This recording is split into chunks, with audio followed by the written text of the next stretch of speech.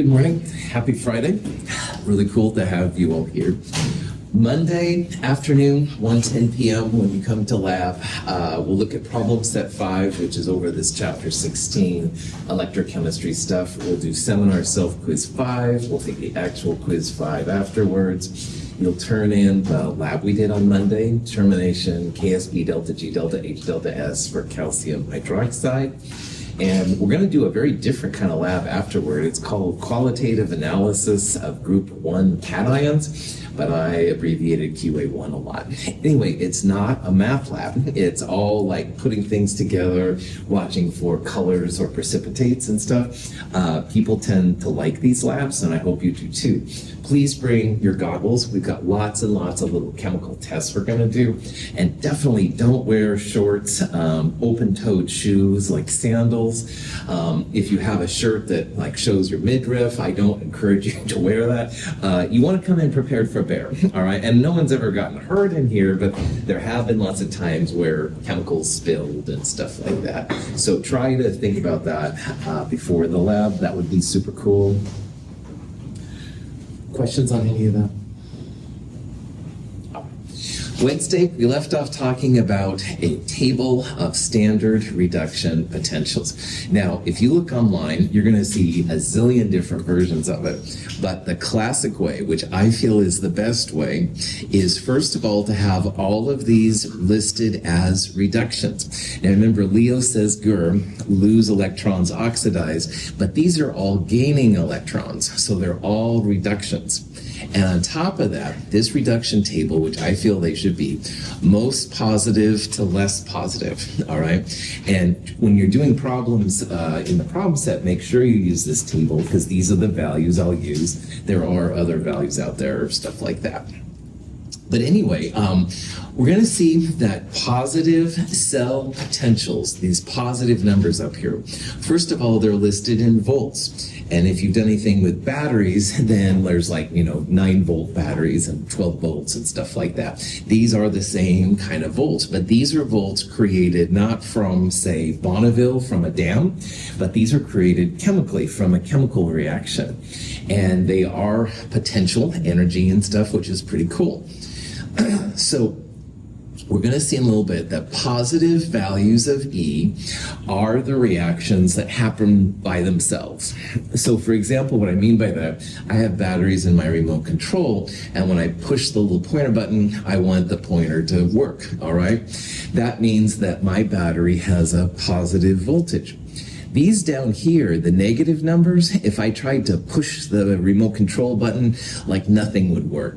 And that seems kind of weird at this point, like why would you have these numbers? But there is a reason for it, and we'll talk about it in a little bit. But positive volts will occur, negative volts, you have to kind of kick them around a little bit. The ones that are positive up here are really great at being reduced. They like to gain electrons. And remember, if something is reduced, it's also called the oxidizing agent. Now down here, these negative ones, at first you may not see there's any value from them, but what we're going to see is that these down here, these are the ones that like to be oxidized. They like to lose electrons. So these negative values on this table means that these like to be oxidized. They're great reducing agents, and I'll talk about that here in a little bit. And then finally, in the exact middle, there's something called the She, standard hydrogen electrode. And just like a meter stick defines length, so if you're going to measure track to run on, or even how long your cell phone is or something, you have to have a basis for it. Well, She is like a meter stick for electrochemistry. And this reaction, which is kind of hard to read, but what it is it's H plus going to H2. It has a value of exactly 0 volts. And so all reactions then can be based on that.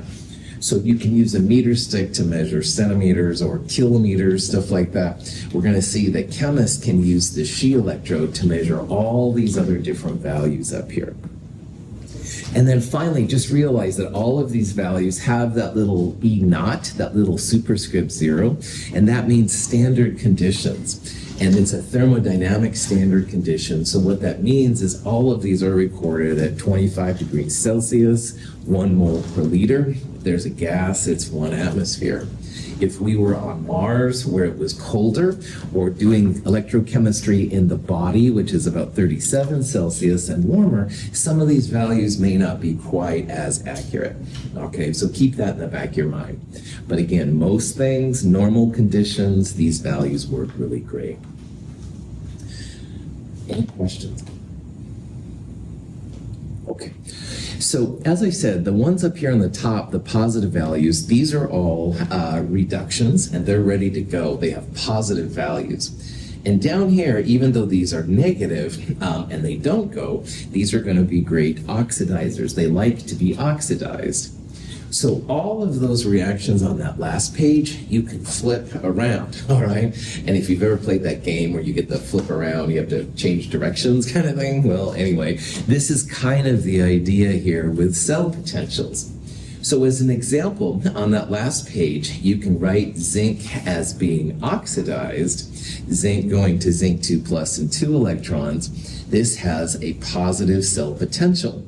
But on that last page, you didn't see that. You saw zinc 2 plus and 2 electrons going to zinc with a negative cell potential.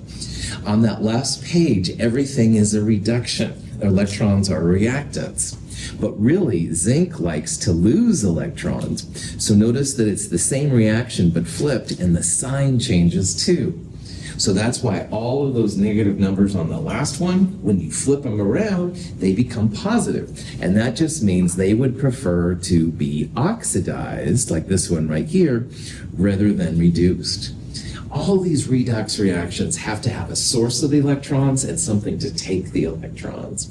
So those flipped ones then, those are the ones that want to be oxidized. They'll have a positive value, while the reduced ones and stuff are automatically that way.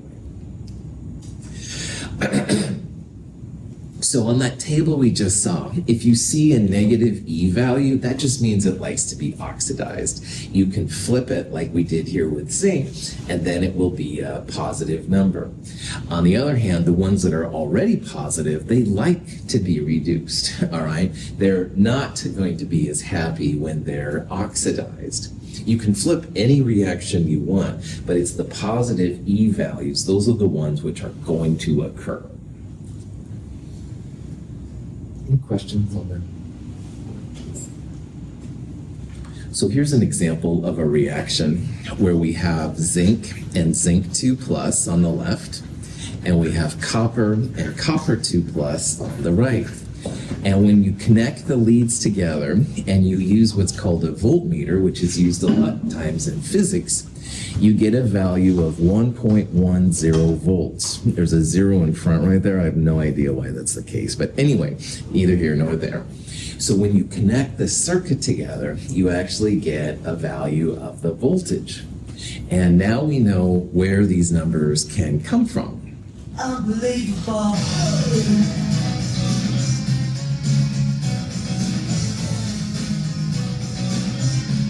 You're so unbelievable. Okay, this was a song that's probably dating myself now at this point. However, EMF, the band, did this unbelievable song, and I think you all are unbelievable for being here, by the way, too. But anyway, in EMF is also electromotive force. That's the voltage that's involved with all this stuff. So when you put this together, you can see then these different voltage values pop up. That's the energy that's going through. Then it's a natural process. So scientists and you after this chapter can use those reduction potentials of half reactions to find the overall cell potential. And I'll go through an example of that. And again, you don't have to know any of those cell potentials. Don't memorize any of them, for heaven's sakes. Just use the table. But if you know how to use it, then you can figure out what's being oxidized and what's being reduced. And remember, at the end of the day, it's the positive E cell values which happen spontaneously. Spontaneous means delta G is negative. So if you have a positive E cell, this cell is happening. These electrons are flowing, all right? If we would have had a negative number up here, then electrons wouldn't have been moving. We'll talk about those kind of conditions here in a little bit. All right.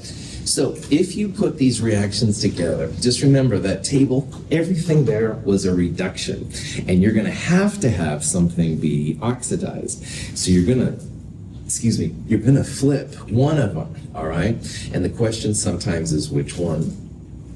Now, for this particular reaction, when you figure it out, it's copper 2 plus and zinc going to zinc 2 plus and copper. And like, how did we get this? Good question. Well, on the table, all right, copper 2 plus 2 electrons going to copper, this had a positive Ecell value. But zinc 2 plus going to zinc was listed as a negative cell potential, all right? Now, when you have a cell put together, something has to be oxidized and something has to be reduced. Something has to be the source of your electrons and something has to take those electrons. So what we can do here is if we flip the zinc reaction around, so instead of writing it as zinc 2 plus 2 electrons making zinc, we're going to write it as zinc going to zinc 2 plus and 2 electrons. And by doing that, then, you flip the sign of E. So what was minus 0.763 becomes positive 7.63. So now all of a sudden, you have then an oxidation, a source of your electrons, with a positive E. And if you combine it with this reaction, which already had a positive E, you can see electrons are coming from the zinc. They're going from the copper 2 plus to make copper.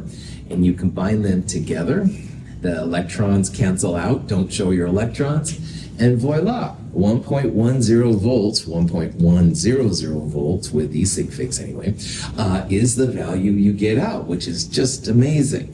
And these values correlate super well with what is seen in the lab.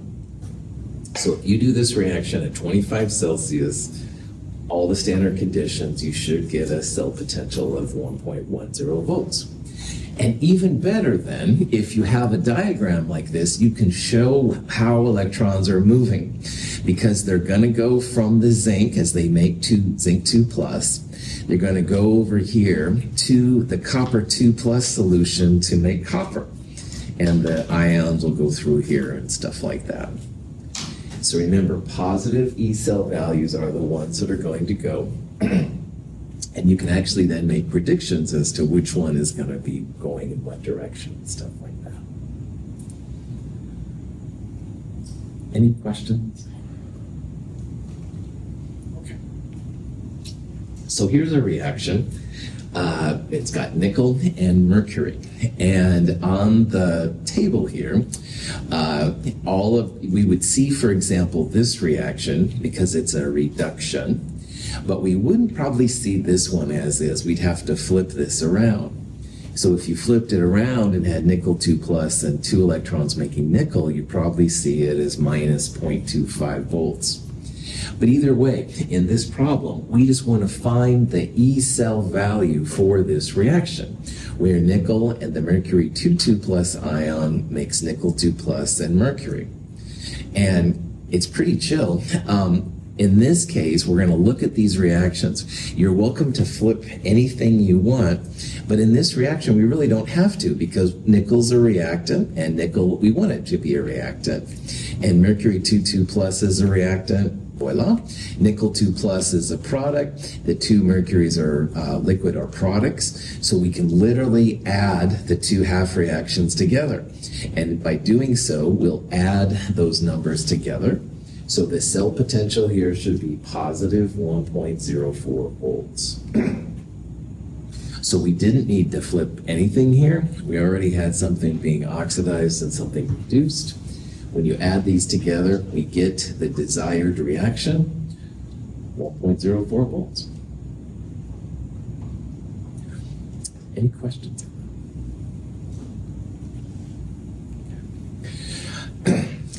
Our book likes to use an alternate way of doing this where you go E cathode minus E anode. And that's great if you have all reduction potentials. Then the cathode, which is the site of the reduction, which is this one right here, minus the anode would be this one, but listed as a reduction. I find that incredibly confusing. I don't even like to use it myself, but it is fine if you want to use it that way, all right? I prefer to think about you flipping the reactions around to make them positive or negative and then adding it together. Either way is okay. Find the system that works for you. But again, I find the cathode minus anode thing kind of confusing. Any questions on any of that? Prof out Alf, more than anything, practice, all right? And you'll see how this all kind of fits together. Again, to me, it makes sense to flip the half reactions and then just add them. Your book likes cathode minus anode, and honestly, either way is okay.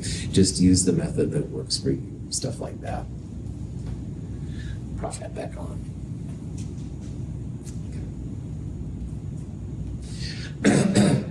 Another method that's used sometimes in these things is what's called the Northwest-Southeast rule. And the Northwest-Southeast rule is honestly something I'm not a big fan of, but what it tries to tell is that you're going to have a product-favored reaction on a table of reduction potentials between something in the southeast and something in the northwest. So first of all, I have found that some people really don't understand north, south, east, west, and that's fine. I'm not criticizing. But northwest would be upper left, and southeast would be lower right, okay? And what it's trying to say is that you're going to have product-favored reactions, Ecell values greater than 0, between something in the lower right, the southeast, and the upper left, the northwest. So we saw in the last one that zinc and copper 2 plus, making copper and zinc 2 plus, you do have a positive Ecell value. And how we got it is we flipped this one around to make it positive. All the cells together gave you positive value, and that's fantastic. This is another way to do it. I, again, have not been a big fan of this, but it is another possibility if you'd like to use it. So what this also means then is like copper 2 plus and hydrogen, if you added those together, that would give you a positive Ecell. But if you added, say, hydrogen and zinc 2 plus, then you'd have to be a little bit more careful with things. Doesn't always work out. This is an older field of chemistry. Remember that Volta and Galvanic, they were doing stuff in the late 1600s, early 1700s. And I think you see so many different variations on how to learn this stuff because it's like an older field. But again, I really like flipping your half reactions, trying to see if something gets positive that way, but it's up to you. This is an example of how you can do this kind of stuff. 2 aluminums and 3 nickel 2 pluses going to 2 aluminum 3 plus and 3 nickel. So maybe you're curious, will this reaction occur? What is the E naught value for this reaction? And remember, an E naught value that's positive will be something that occurs. On the other hand, if you combine them, you get an overall negative E naught, then it won't happen. So here's the table, all right? And again, sometimes just finding the species on here is the hard part. But down here at the bottom, all right, here's aluminum 3 plus and 3 electrons making aluminum minus 1.66 volts. But notice that aluminum solid is a product, and we want to have it as a reactant. So what do we need to do to this aluminum reaction? Flip it. Yeah, I see several of you doing it. Right on. We're going to flip the aluminum reaction around. So instead of it being a reduction, we're going to write it as an oxidation, aluminum going to aluminum 3 plus, and we'll make this then a positive 1.66 volts. So somewhere on here also is nickel. Here it is right here. Now nickel 2 plus is a reactant, and here it's a reactant too. So we don't have to do anything to this reaction. We'll leave that alone. So aluminum 3 plus and 3 electrons is initially minus. I'm going to flip it because this works for me. But I'm going to leave the nickel reaction alone. All right, the nickel is just okay. So if you flip the aluminum and you add the minus 0.25 to it, you get a cell potential of 1.41 volts. So when we added those two half reactions together, positive Ecell, this reaction is going to work. This is going to be a battery that happens. But I really want to highlight something else here. When you combine these half reactions, even if you have like two aluminums instead of just one aluminum, you don't multiply the cell potentials, all right?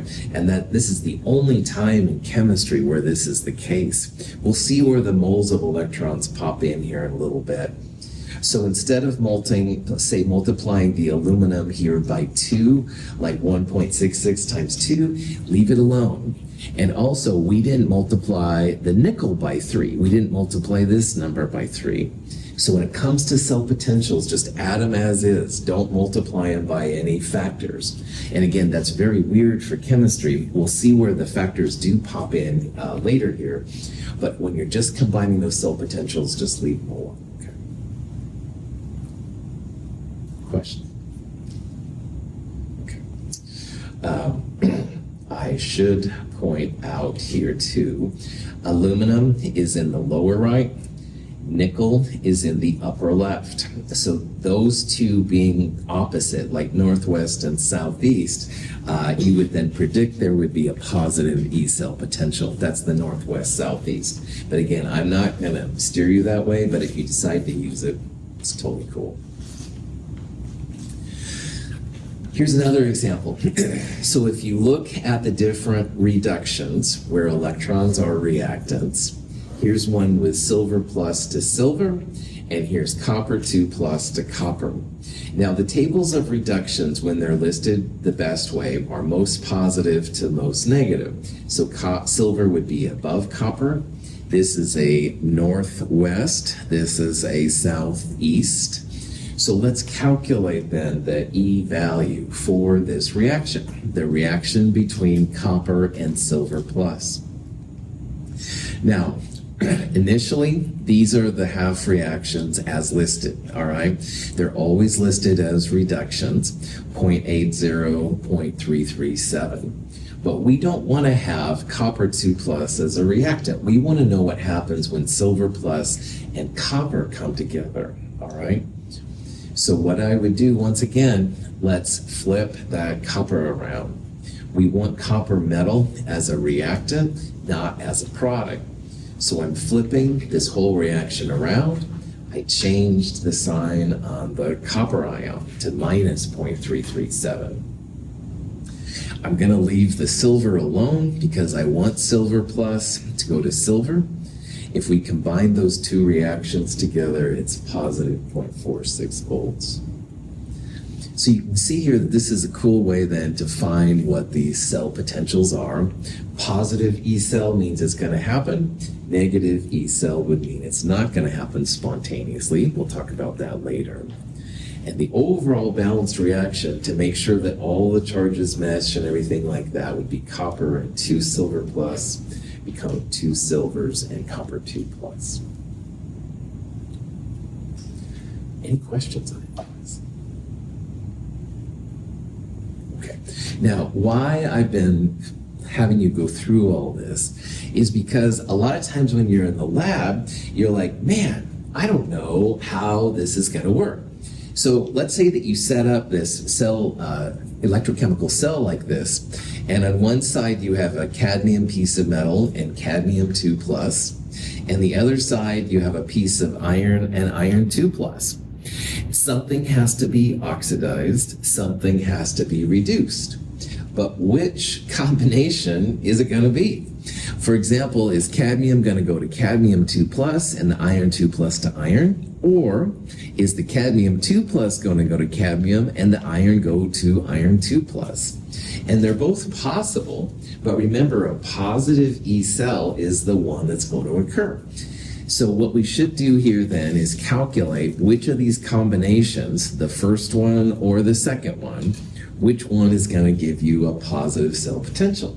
And that'll be the way that the electrons flow naturally, all right?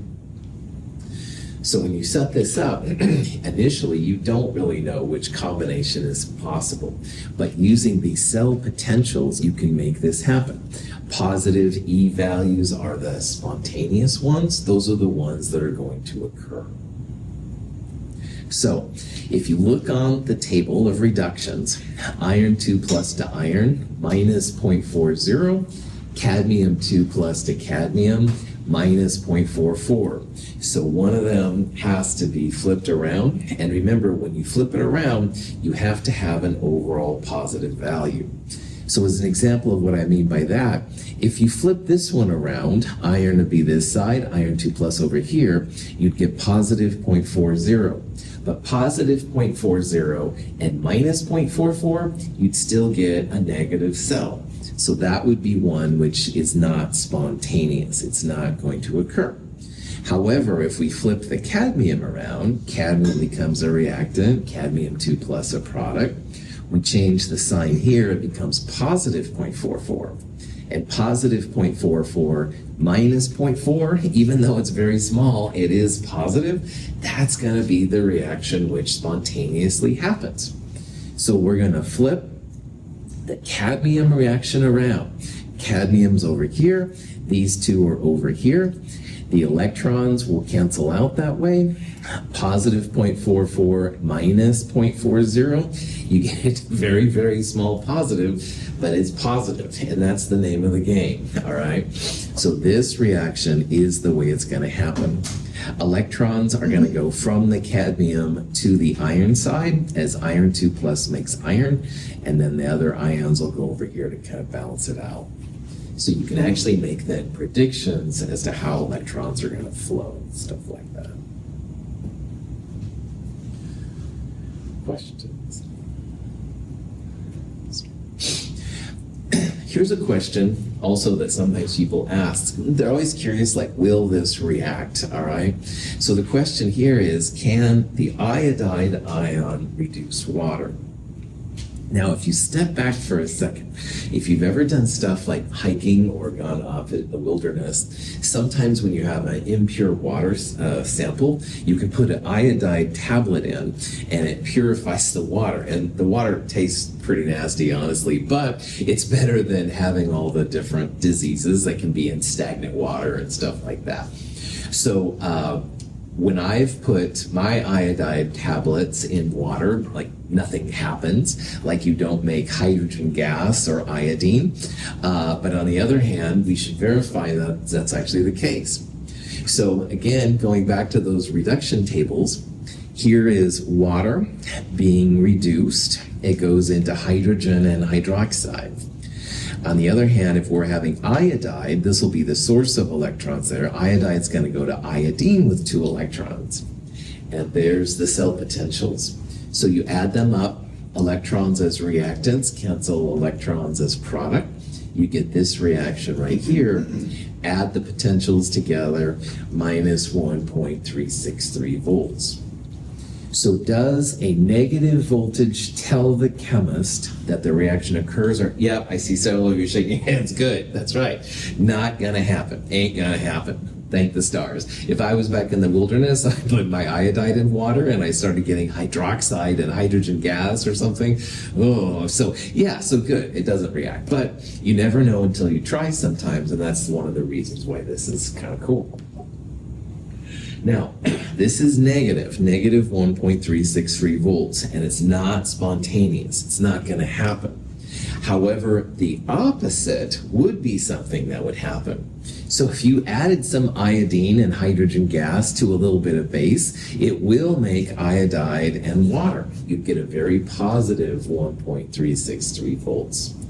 So even though this reaction as written won't occur because it's negative, flip it around, this reaction would occur by itself. Put those things together and watch out. That's going to go down. So even though iodide doesn't reduce water spontaneously by itself, the opposite would occur and stuff like that. Okay. So yes or no is a kind of question you might get asked. Here's a question: will mercury reduce tin2 plus to tin? And here's the cell potentials. Now, tin2 plus to tin is this reaction right here, okay? And that reaction you can just leave as is. By the way, you can see, I hope, how powerful and important the charges are in this section. You've got to know if you have tin 2 plus or tin metal. If you reversed them, you'd get different cell potentials, blah, blah, blah. However, it's asking if mercury as a liquid will make this happen. And you can see here that mercury as a liquid is a product. So if it wants mercury to be a reactant, something that goes in, are we going to flip this reaction? Yes or no? Yeah, totally. We have to have mercury as a liquid, a reactant, all right? Because mercury as a reactant is going to react with tin 2 plus to get tin. That's what it's asking us. So we're going to flip this reaction around. So instead of positive 0.79 volts, we're going to get minus 0.79 volts. That's going to be where the electrons are coming from. Mercury is going to go to mercury 2 plus, and those electrons would go from tin 2 plus to tin. However, when you flip the reaction around, the positive E becomes negative. You get minus 0.79 plus minus 0.14. That's some negative big number. Not going to happen. All right, that's what the negative number tells you. We would not predict that liquid mercury would reduce tin 2 plus to tin. And the reason for it, the overall cell potential here is minus. Minus reactions are just non-spontaneous. They're not ones that would occur. That's the idea. Questions on that? So Daria is kind of a deep thinker, and so she goes, wait a second, maybe we want the iodide ion to reduce water. Well, initially, Ecell minus 1.363, so it's not going to happen by itself. However, let's say that Daria or any of you really wanted this reaction to occur. You can make it happen if you use some external source of voltage to make it go. So if you added 1.363, or probably more like 1.364 or something like that, if you added that much positive voltage, you could make this happen. Now, here in our country, we're so fortunate to have outlets like everywhere. All of those are positive voltage outlets, all right? So if you would essentially hook this chemical reaction up and plug it in, if you will, that would be a source of positive voltage. And you could make iodide react with water to make all that stuff. It doesn't happen by itself. But that's the value sometimes of getting E naught. Even if you have a reaction which gets a thumbs down, you can, if you will, cheat. It's not really cheating, but it feels like it. You can then add an external source of voltage to make these kind of things happen. So what people usually do is they'll use a battery, or they'll use direct current from the line or whatever. You could use another chemical reaction. You're basically using a product favored reaction in another context to make this reactant favored reaction happen. All right, and that's a pretty powerful technique that can be used with these systems. This is the process called electrolysis. Now, in the real world, sometimes electrolysis is like taking off your body hair and stuff, and that's cool too. However, electrolysis in my chemical world is when you have a negative cell potential, but you really want the reaction to go. So you're adding electricity in from an outside source to make it happen, all right? So electrolysis in my world is basically adding electricity to a cell which doesn't usually spontaneously react, all right? We're not really cheating anything here because we're using a product-favored reaction and the results of that to make our reactant-favored reaction happen.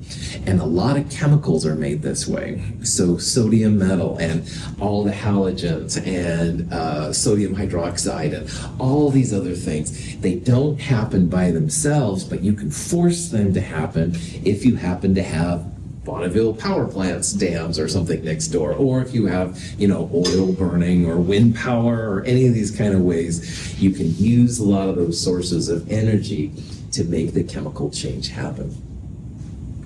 So electrolysis is a big time thing. If you get a negative value, it doesn't mean you can't do it. It just means you're going to have to add some external energy to make it happen. And a lot of the chemicals we've used this whole year have been made through electrolysis methods, basically.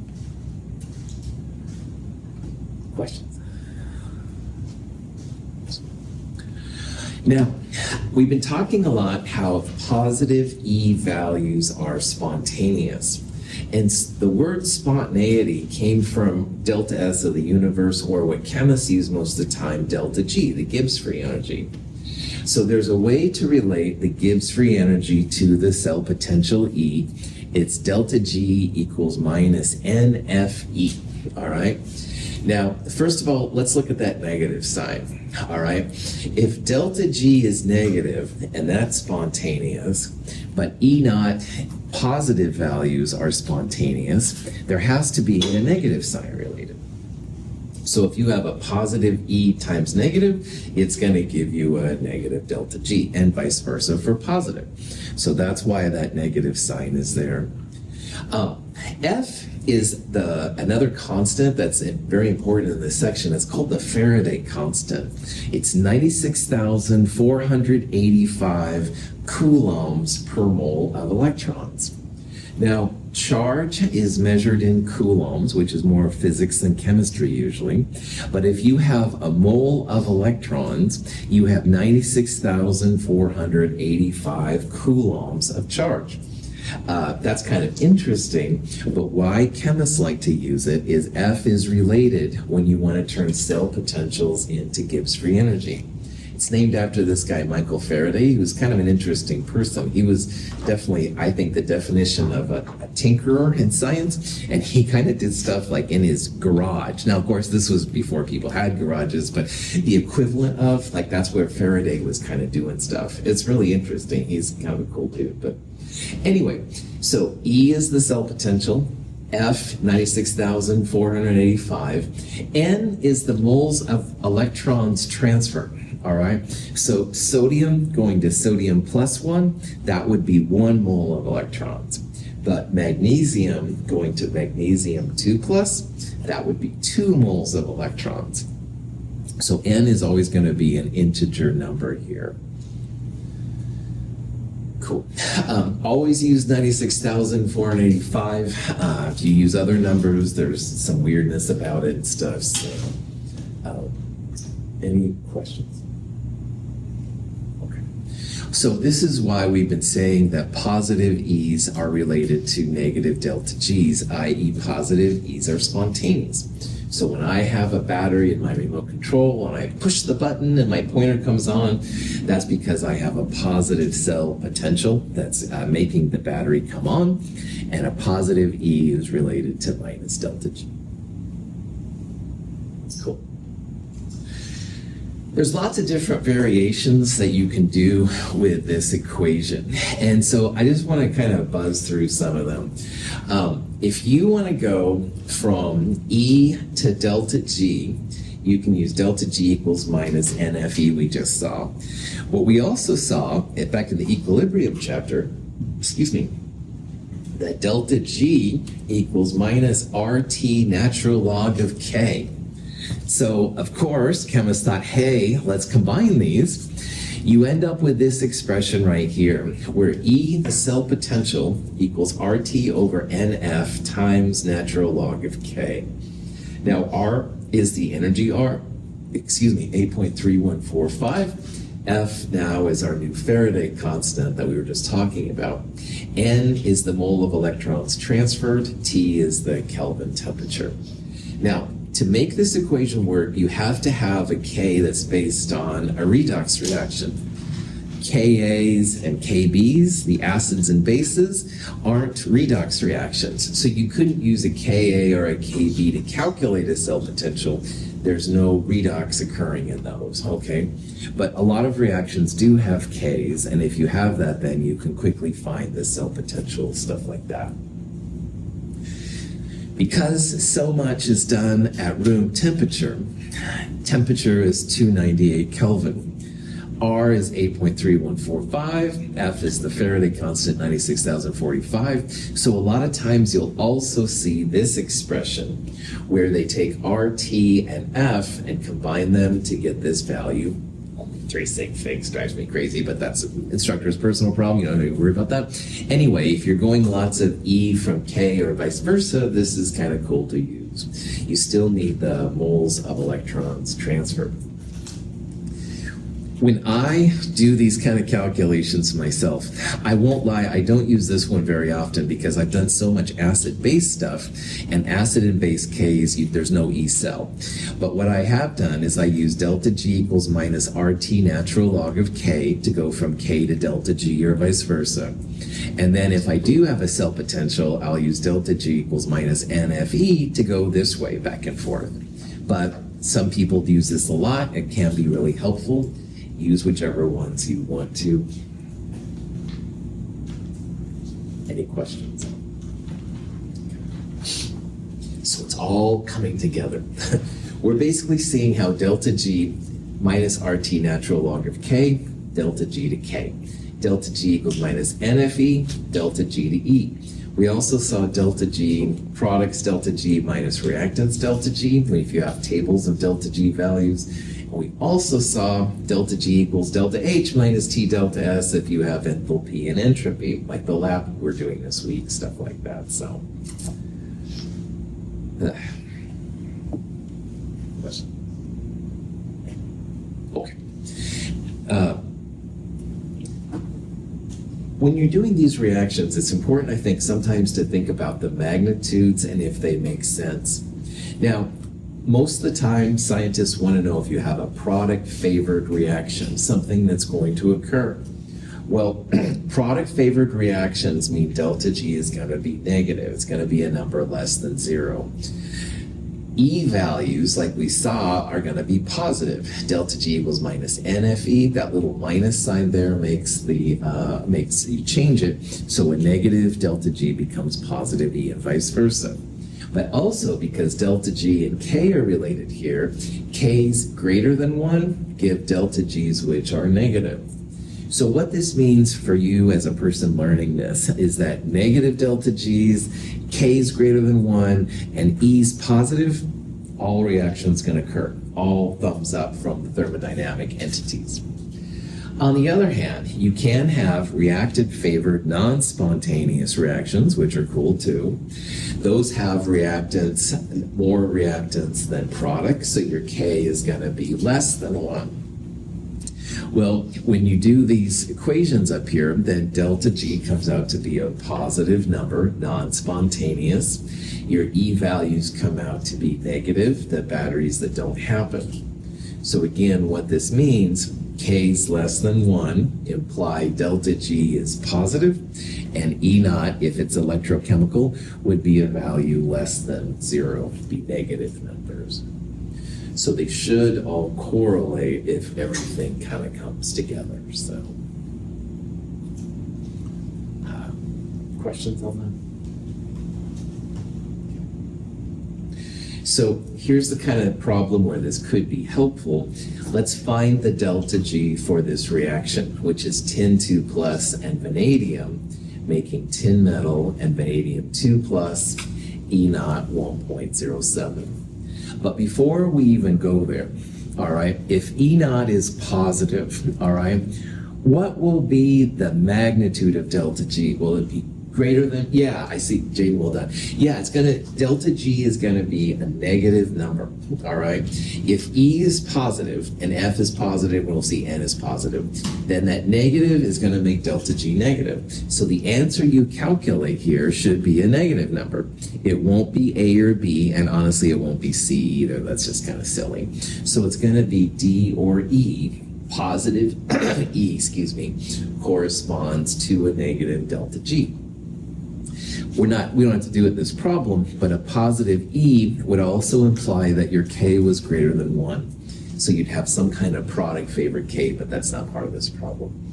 Anyway, minus NFE. Okay, well here's the E. Faraday, 96,485. The only thing left to do is to figure out the N value, Gesundheit. N values are the moles of electrons transferred. And often you can just look at the chemicals themselves to figure out what it is. How many electrons would you need to go from tin 2 plus to tin metal? Yeah, 2, right on, all right?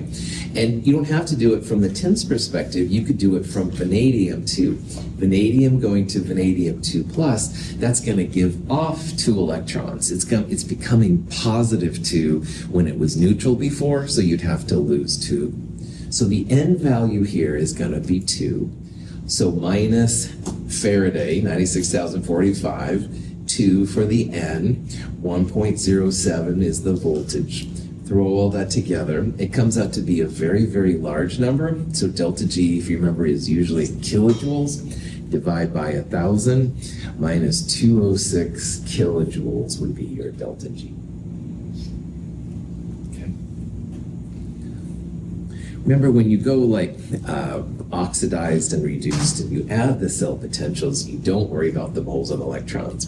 But when you're going to delta G, or K for that matter, you definitely need the moles of electrons. So this is where it pops in again. It wasn't there when you oxidized and reduced together, but you do add it at this level here to figure it out.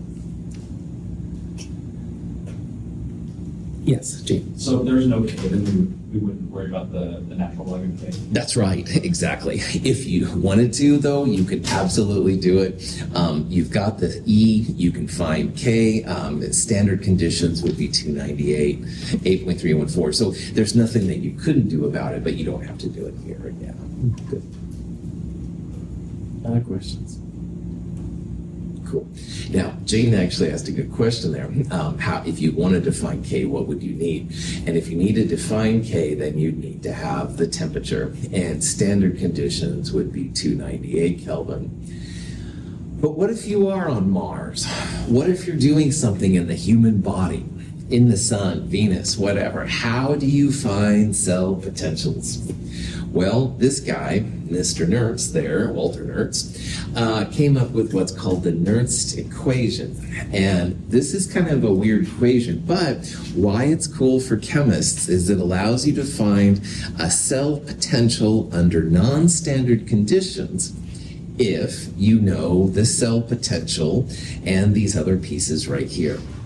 So, Jaden has been doing some research stuff. Maybe he's doing something in the human body. He wouldn't have 25 Celsius, 298 Kelvin for his temperature.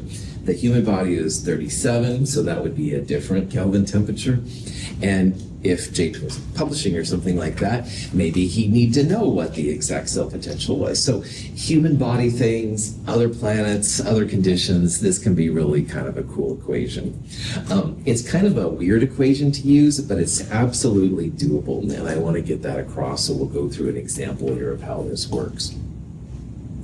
Let's talk about the things in here first of all. First of all, R here is the energy R, 8.3145 joules per mole Kelvin. Don't you dare use Celsius, and don't even mention Fahrenheit to me. You have to use Kelvin temperature here. N is the good old moles of electron transferred. F is the Faraday constant, 96,045. Now, Q here is our friend. We've been following us around. Q and K look the same. Products over reactants. Don't put your solids and liquids in. And Q is going to be important for what we're doing here, definitely. Now, E naught, that's the cell potential under standard conditions. So if you are at 298 Kelvin, 1 atmosphere pressure, blah, blah, blah, you can use those cell potential tables that we've been talking about today. You could find your E naught under standard conditions. Then the standard conditions minus all of that will give you the conditions that you'd have under your non-standard conditions, and you're good to go. Now, honestly, most of the time, you can kind of squeeze by and say, well, my conditions are close enough that probably E and E naught are about the same. But again, you're publishing or you're really worried about it, you should probably take the time to kind of figure out what's going on. Questions on that? Okay. On Monday, I'll go through an example with the Nernst equation in more detail, and we'll see how this all works. But this gives you a great place to kind of get started on things. So we'll finish this up on Monday and be good to go. Appreciate you all being here. Hope you have a great weekend. Have a great day.